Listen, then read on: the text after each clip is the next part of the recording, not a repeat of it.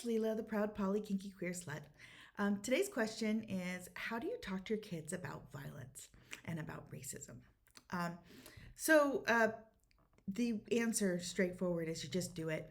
You recognize that you're the one afraid and you just do it.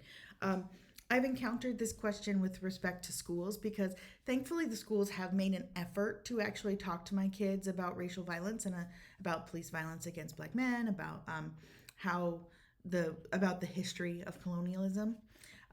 But they often pull the punches. They often say, we're going to be talking about this, but we're going to talk about it without talking about the violent parts. So I have this little mantra that I think about when it comes time to have these awkward conversations with my kids, especially when they were littler. And it is that if a child of color is having to deal with this as their daily reality, then my kid can deal with this as a story that they hear from their mom. So I think about that when I think about things like Trayvon Martin and how the school was going to talk about Black Lives Matter without talking about the story of Trayvon Martin. And I said, hey kids, let me tell you the story about this person who did nothing wrong, but lost their life because the police had bias and did not understand and were brutal. Kids are resilient and they understand a lot. We're also in a culture where there's violence all over the place in the media that they consume. So hearing stories of real life violence is not something that is crazy shocking to them.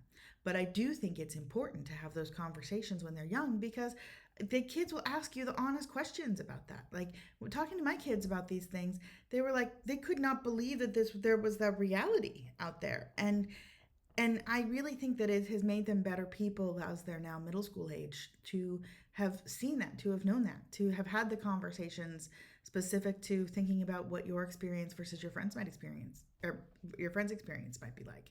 And so, yeah, the way that you talk to your kids about it is check your fear. Think about what you're going to say before you say it. Research the facts before you talk to your kids. But then just talk to them. I like car rides. That's a great time to start a conversation about something that's going to be hard for you to talk about because you have an excuse to not look at them in the eye. You can be looking at the road while you're driving. Another thing to just do is just bring things up casually over dinner or just while you're hanging out. Oh, by the way, I thought of this thing that I wanted to talk to you about. Have you ever encountered the idea of unconscious bias? Do you know what that is? Have you seen any incidents? And another thing that's very important. If your school sends home a note about an incident that has happened, talk to your children about that incident and get their take on it because they're talking about these things in school when they happen. And so, for example, there was an incident in my son's elementary school where someone had left some racial slurs on a computer for public viewing. And I got a notice about that, and I talked to and then that night I was like, oh, I heard about this thing that happened at school. Like, what do you think about this? And my son was like, yeah, that guy needs help. Like he told me about what his perception was of that event.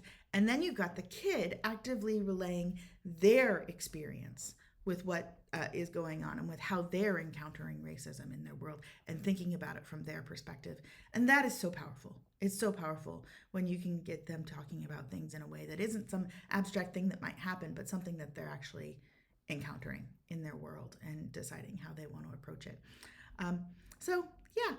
That is how I talk to my kids about racism and about bias and about those difficult things. So thank you very much. This is Lita, the proud Poly Kinky Queer Slut. Remember, you can ask me anything and have a great day.